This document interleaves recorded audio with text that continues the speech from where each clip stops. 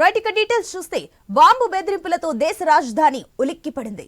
Delhi NCR ప్రాంతంలోని పదుల సంఖ్యలో స్కూళ్లకు బెదిరింపు మెయిల్స్ వచ్చాయి. అప్రమత్తమైన స్కూల్ యాజమాన్యాలు వెంటనే పోలీసులకు సమాచారం ఇచ్చాయి. ముందు జాగ్రత్త చర్యగా పాఠశాలలను ఖాళీ చేయించారు. పోలీసులు వెంటనే ఆయా స్కూళ్లకు వెళ్లి బాంబ్ స్క్వాడ్ తో క్షుణ్ణంగా తనిఖీలు జరిపారు. ఢిల్లీలోని ద్వారకా, చాణక్యపురి, మయూర్ విహార్, వసంత్ కుంజ్, సాంకేత్ స్కూళ్లకు ముందుగా బెదిరింపులు వచ్చాయి.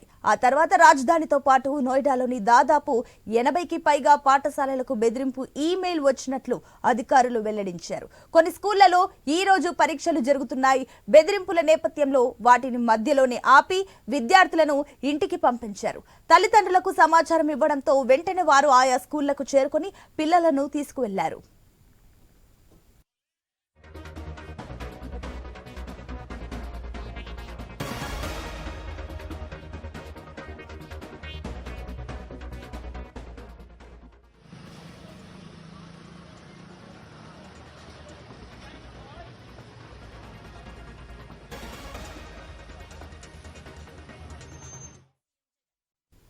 అయితే ఒకే సమయంలో ఇన్ని స్కూళ్లకు బెదిరింపులు రావడంతో ప్రజలు తీవ్ర భయాందోళనకు గురవుతున్నారు. ఈ నేపథ్యంలోనే కేంద్ర హోంమంత్రిత్వ శాఖ దీనిపై స్పందించింది.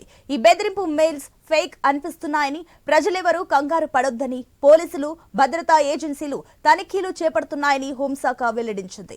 అటు ఢిల్లీ పోలీసులు కూడా ఇదే అనుమానాన్ని వ్యక్తపరిచారు.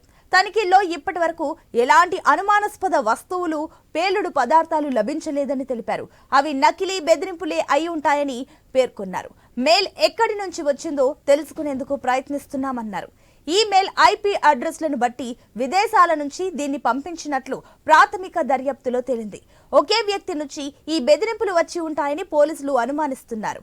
అయితే ఈ ఏడాది ఫిబ్రవరిలోనూ ఢిల్లీలో పలు స్కూళ్లకు ఇలాంటి బాంబు బెదిరింపులే వచ్చాయి. పోలీసులు తనిఖీలు జరపగా ఎలాంటి పేలుడు పదార్థాలు లభించలేదు.